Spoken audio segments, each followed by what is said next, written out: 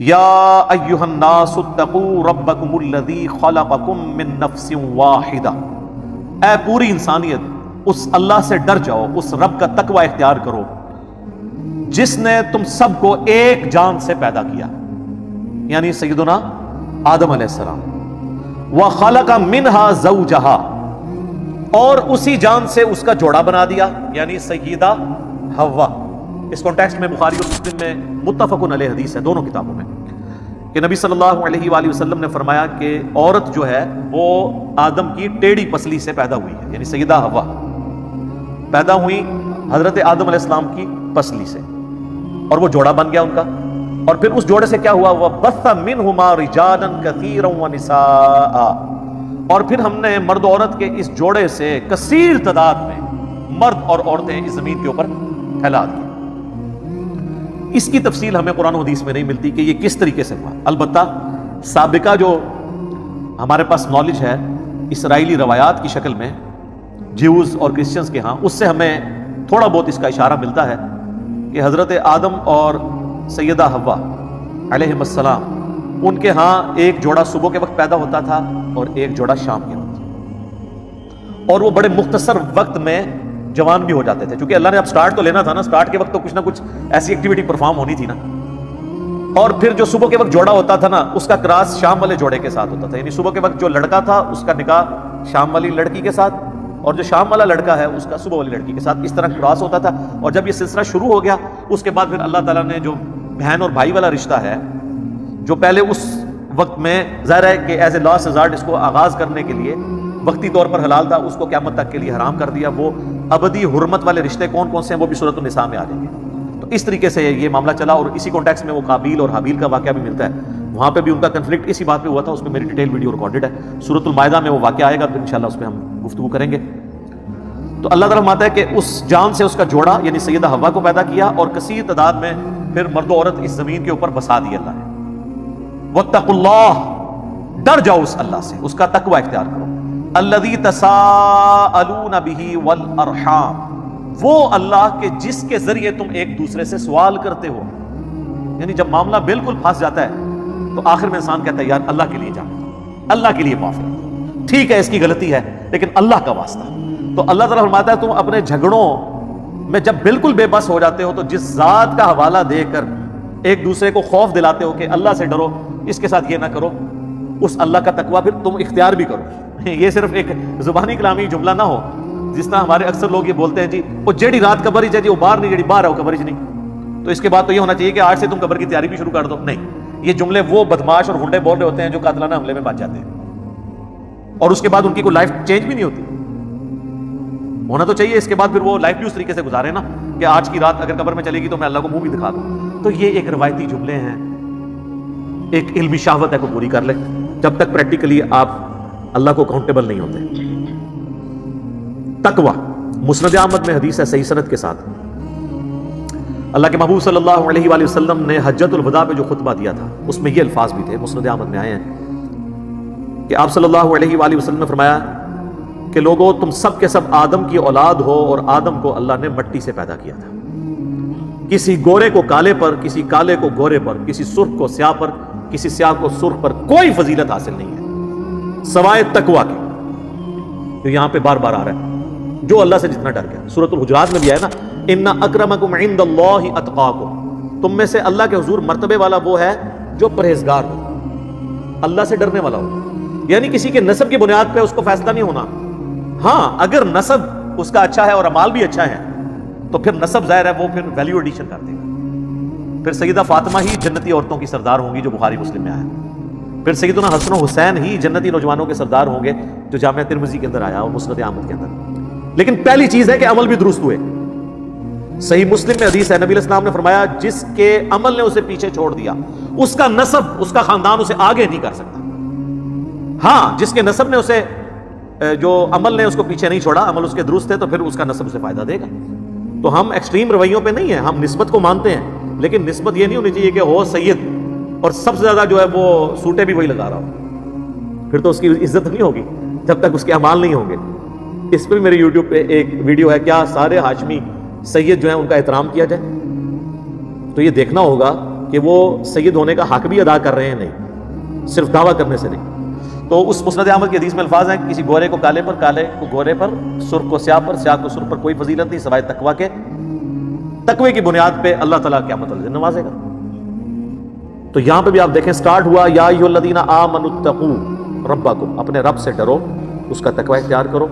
پھر آگے چل کے پھر آیا واتقوا اللہ الذی تساءلون بہ والارحام، یہاں پھر تقوی کو اللہ تعالیٰ نے ایڈریس کیا. تو اس اللہ سے ڈرو جس کی وجہ سے ایک دوسرے سے سوال کرتے ہو، والارحام، اور جو اللہ تعالیٰ نے رحمی رشتے بنائے ہیں، خون کے رشتے بنائے ہیں، ان کی بھی پاسداری کرو.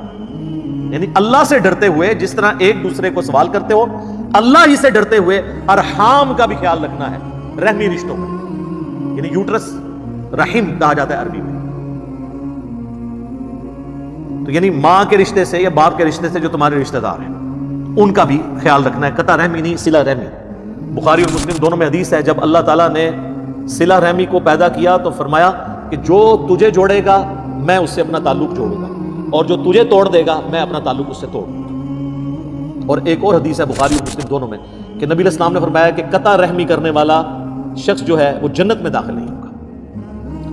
تو رشتہ داروں کے ساتھ صلہ رحمی کرنا ضروری ہے، لیکن یہ صلہ رحمی ہوگی اللہ اور اس کے محبوب صلی اللہ علیہ وآلہ وسلم کی تعلیمات کے اندر اندر. یہ نہیں ہے کہ وہ یہ ماں کے جی داڑھی مڈا دے رہی تھا میں دودھ نہیں بخشا گی. کتنی متکبر مائیں ہیں جو یہ جملہ بولتی ہیں. ان ماؤں سے پوچھو کہ بھئی تم نے خود جنت میں جانا ہے کہ نہیں، کہ تم دوسروں کی جنت کا فیصلہ کر رہی ہو اور اکڑ رہی ہو اللہ اور اس کے رسول کی مخالفت کے اوپر. ماں باپ کی عزت کا ہمیں کس نے حکم دیا ہے؟ اللہ نے. اور اگر ماں باپ اللہ کے باغی ہوں اور پھر وہ اکسائیں اپنی اولاد کو کہ وہ اللہ کے مخالفت پہ کھڑا ہو تو پھر ان کی اطاعت نہیں ہوگی. لیکن دنیا میں سورہ لقمان میں ہے کہ معروف طریقے سے ان کے ساتھ چلنا ہے، بدتمیزی نہیں کرنی، لیکن ان کا کہنا نہیں ماننا اس معاملے میں جہاں پہ وہ اللہ اور اس کے محبوب صلی اللہ علیہ وآلہ وسلم کے خلاف چلنے کا حکم دے. دنیا معروف طریقے سے لے کے چلنا ہے. وہ صحیح بخاری میں حدیث ہے، اسما بنت ابی بکر کہتی ہے کہ میری والدہ میرے پاس آتی ہے لیکن اس نے اسلام قبول نہیں کیا، مشرکہ ہے، بت پرست ہے، کیا میں اس کے ساتھ اس نے سلوک کروں؟ تو آپ نے فرمایا ہاں، دنیا میں معروف طریقے سے اس نے سلوک کروں. وہ حقوق آپ نے پورے کرنے ہیں، نان و نفقہ بھی دینا ہے اور اسی طریقے سے بیمار ہو جائیں تو علاج بھی کروانا ہے، یہ سارے کام کرنے ہیں. لیکن جہاں وہ کہیں پر آپ کو اللہ کی نافرمانی پہ اکسائیں اور ایکسپلائٹ کرنے کی کوشش کریں. کئی عورتیں ہیں جو اپنی بچیوں کو کہتی ہیں کہ نقاب نہ کرو ورنہ تمہارے اچھا رشتہ نہیں ملے گا، اندازہ کریں. تو جن بے پردہ عورتوں کو اچھے رشتے مل گئے ہوئے ہیں تو کیا ان کی زندگیاں سکون سے گزر رہی ہیں؟ ان کی طلاقیں نہیں ہو رہی ہیں؟ ان چیزوں پہ فیصلے ہونے ہیں. دنیا کا تو پتہ نہیں کہ کیا بھروسہ کب موت آ جائے. اللہ کی نافرمانی نہیں کی جا سکتی. تو رحمی رشتوں کا بھی خیال رکھو. ان اللہ کان علیکم رقیبا، بے شک اللہ تعالی دیکھ رہا ہے جو کچھ تم کر رہے ہیں. یہ سب سے بڑی تھریٹ ہے. اور یہ اگر انسان کے سامنے یہ معاملہ ہر وقت رہے کہ میرا رب مجھے دیکھ رہا ہے تو پھر انسان کے لیے گناہوں سے بچنا آسان ہو جاتا ہے. دنیا کی شرم اور حیا کی وجہ سے لوگ برائی سے بچ جاتے ہیں. کئی لوگ ہیں وہ داڑھی رکھتے کہتے ہیں جی اب داڑھی رکھ کے تو یہ کام نہیں اب کر سکتے ہم. کئی لوگوں نے ٹوپی رکھی ہوئی ہے تو وہ ٹوپی کی شرم و حیا کی وجہ سے کئی کام چھوڑ دیتے ہیں کہ لوگ کہیں کہ یار یہ دیکھو اس نے کیا کیا. تو سب سے بڑھ کر شرم و حیا اللہ کی کرنی چاہیے، اور وہ اللہ جو دیکھ رہے ہیں.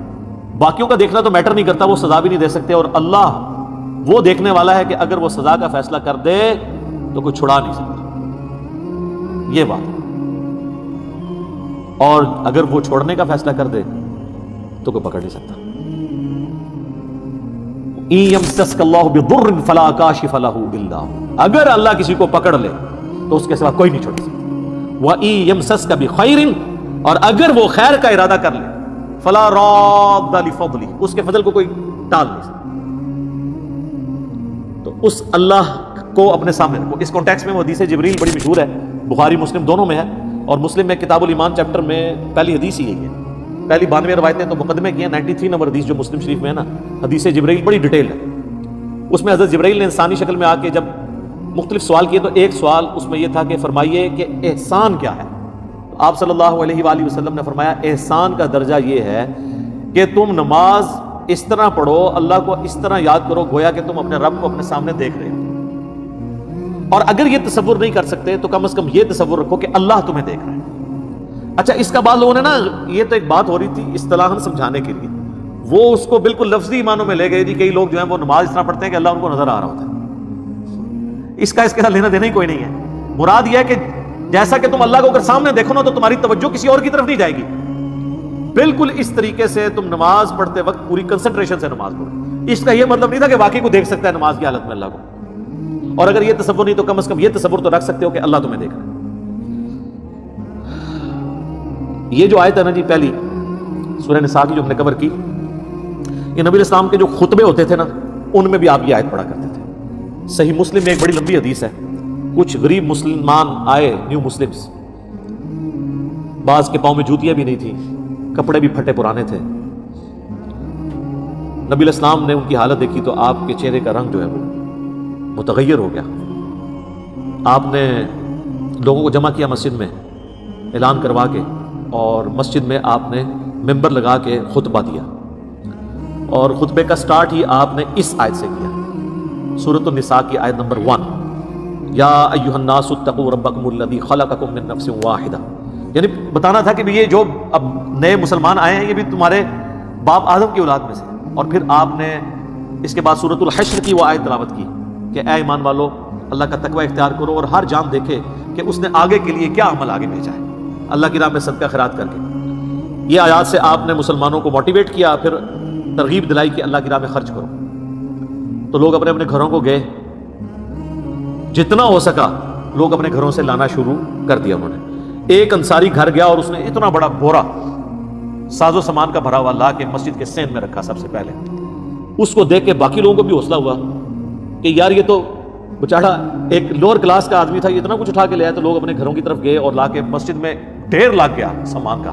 اور صحیح مسلم کے الفاظ ہیں کہ نبی علیہ السلام کا چہرہ مبارک سورج کی طرح چمکنا شروع ہو گیا خوشی کی وجہ سے. اچھا, آپ کے جو ایکسپریشنز تھے نا بڑے ابرپٹ ہوا کرتے تھے. اگر آپ کو غصہ آتا تھا تو چہرہ مبارک سرخ ہو جاتا تھا فوراً ہی, اور اگر خوشی ملتی تھی تو چہرہ مبارک پہ خوشی نظر آتی تھی. آپ اتنے خوش ہوئے, آپ نے فرمایا کہ جس نے اسلام میں اچھا طریقہ جاری کیا, یعنی یہ اس انصاری نے پہلا قطرہ بارش کا بنایا, تو جتنے لوگ اس پہ عمل کریں گے اس کا ثواب بھی اسے ملے گا اور ان کے ثواب میں بھی کمی نہیں ہوگی. اور جس نے اسلام میں برا طریقہ جاری کیا, جتنے لوگ اس میں عمل کریں گے اس کا وبال اس جاری کرنے والے پہ ہوگا, اور جو خود کر رہے ہوں گے ان کا بھی چھٹکارا نہیں ہوگا, ان کے بھی وبال میں کمی نہیں ہوگی. یہ آدھی حدیث جو پیش کر کے بدعت حسنہ اور بدعت سیئہ ثابت کرتے ہیں, اس میں الفاظ ہے سنتن حسنتن اور سنتن سیئۃ, یا حالت رفع میں پڑھیں گے تو سنتن حسنتن, سنتن سیئۃ, اچھا طریقہ, اچھی سنت اور بری سنت. یہ سنت سے مراد طریقہ.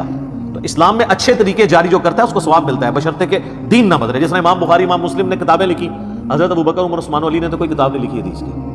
تو یہ ان کو طریقہ اللہ نے سجھایا, انہوں نے حدیث کو ریٹن فارم میں لے کے آئے. اسلام میں اچھا طریقہ ہے, یہ بدعت نہیں ہے.